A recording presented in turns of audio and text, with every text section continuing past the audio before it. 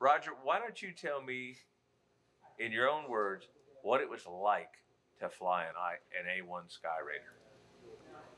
Well, the desire was there because when I went to Vietnam on my first tour, the first 2 weeks I was in Vietnam in Saigon, I went to the personnel office and volunteered for consecutive overseas tours, never knowing what Vietnam was like, but knowing that the only way I could ever fly an A-1 Skyraider was to volunteer to come back, and they give you your airplane of choice. How did you know about the A-1 Skyraider? Because everybody that I had interviewed here, they got their assignment, and most of them said the A what? Stand by and I'll tell you. Thank you. I was at Reese Air Force Base, class 6907. About halfway through, a little after T-37 training, just starting T-38 training, some A-1 Skyraiders came in cross country. And they landed. I was out on the ramp doing something, I don't know what. And I heard that sound, and they taxied in, there was two of them. And they parked in front of base ops. And they let the thing sit there and idle for a while. And I fell in love with it because to me it sounded like a big Harley Davidson engine with a hopped up cam. And it would lope. That was what those 18 cylinders were doing. When you let it lope at 1,000 RPM, it will lope. And I just said, holy shit, I love that. I love the sound, I love the look, I love it. It just took me back to Snoopy days, or whatever you want to call it, back in World War II and Korea and everything. And come to find out they had flown in Korea. So I talked to my squadron, student squadron commander, Howie Pearson, and he told me how to get there. He said, our schedule of airplanes has come down, and there's 2 backseat F4s and 1 A-1. And they went to 2 guys that went backseat F4s, and Dan McAuliffe got the only A-1 out of our class. So I took what was left, and it's something that he had been flying for a year, and came back and he said, you're going to get all the proficiency you could ever imagine. And when you come out, you'll be assigned to the A-1 if that's what you want, if that's the second tour assignment. So I took the airplane he wanted me to fly, and I went over to Vietnam and signed up for consecutive tours. So how I learned about the A-1 was it come to pilot training. And then I knew that that was it. So when I got to Tan Son Nhut Air Force Base in Saigon, I checked in, and about a week or so later, I went down to personnel office and took them my orders, and I said, I'm here, and I want to volunteer for consecutive overseas tour. And the tech sergeant about fell over, and he said, you haven't been here long enough to know if you want to come back or stay. And I said, yeah, I do. I want to fly that thing across the ramp over there that the Vietnamese have called the A-1 Skyraider.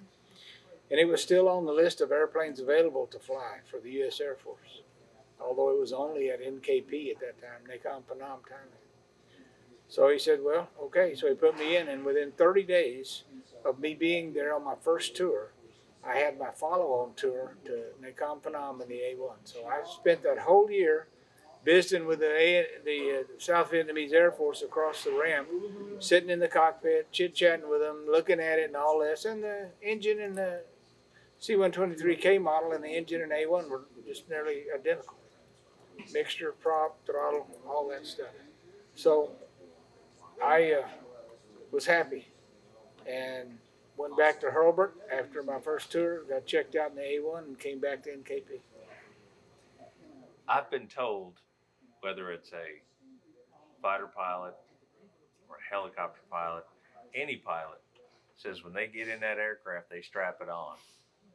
Is that what it's like when you get into that? To me, it was, if you know fighter pilots, they usually refer to their airplane as her. It's always a female type of relationship, because he's a damn alpha male and here's this female, and they're marrying up.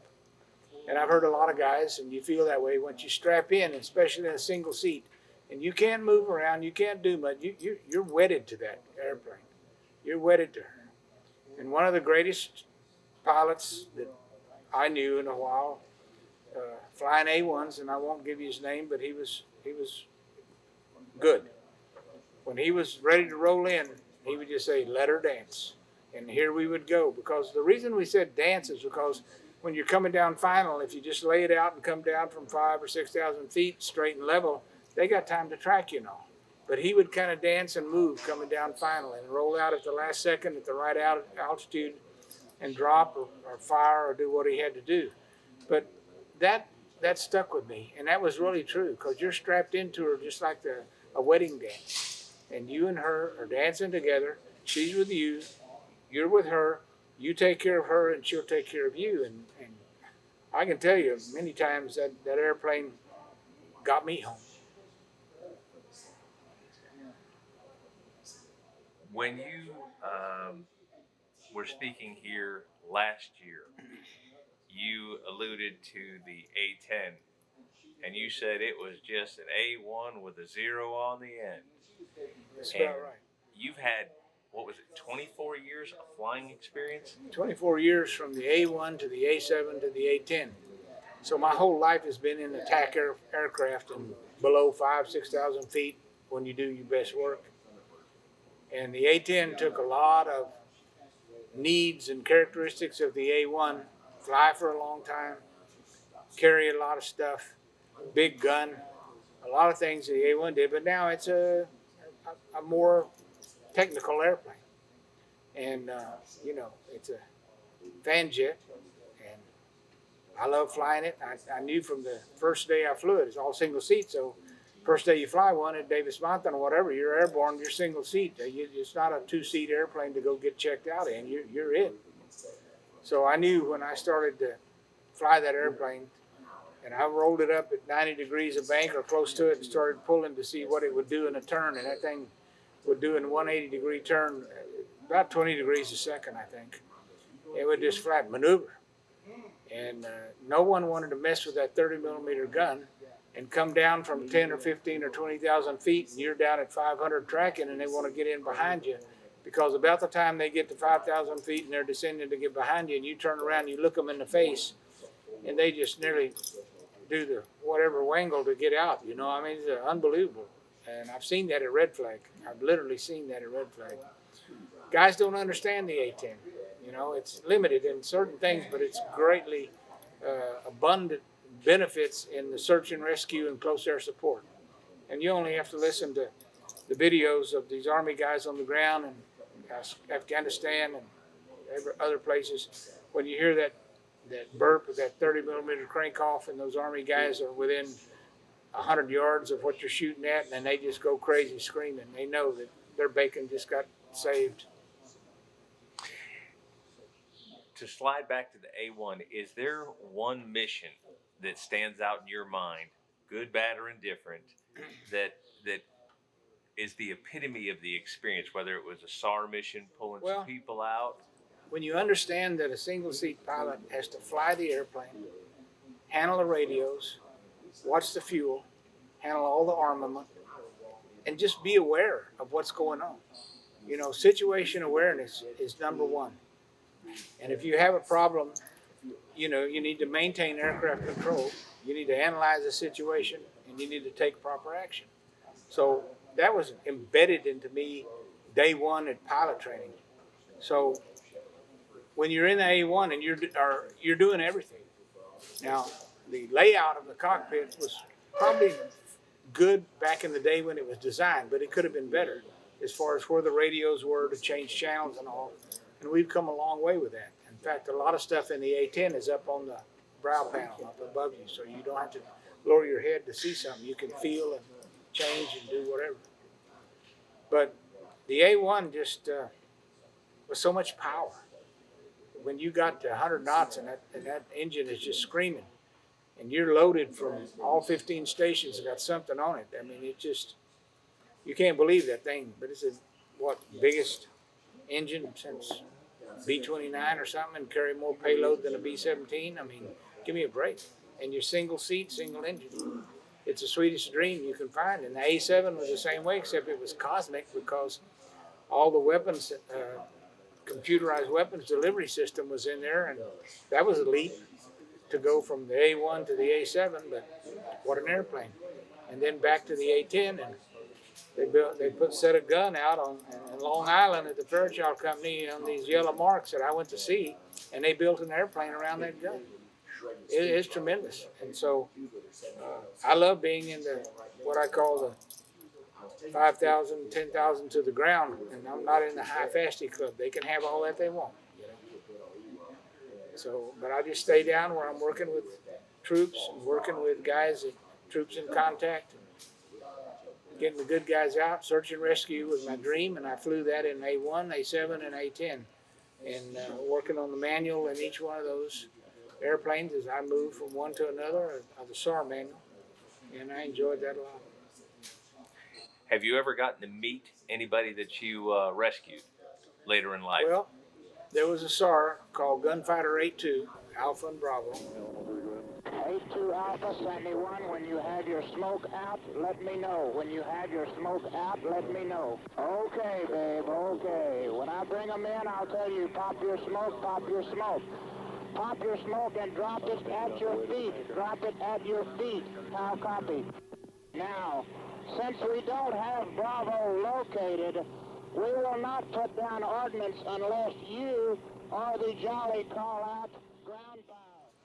Is a F4 out of Da Nang, and I think he got shot down in Magia Pass, as best I remember. And I got a knock on the door from my ops officer, I think, about 2:30 or 3 o'clock in the morning, and he says, "I want you to lead this SAR tomorrow. We got a F4 down in Magia Pass."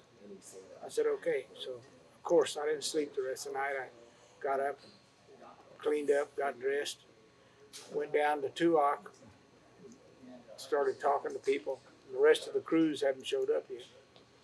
But, yeah, it's the one that probably stands out with me. And to cut it short, is the front seater was named Lieutenant Colonel Blissett. And I don't remember his first name, but some years afterwards, on Thanksgiving Day, I called him. I found him. And I told him who it was. We chit-chatted for a while.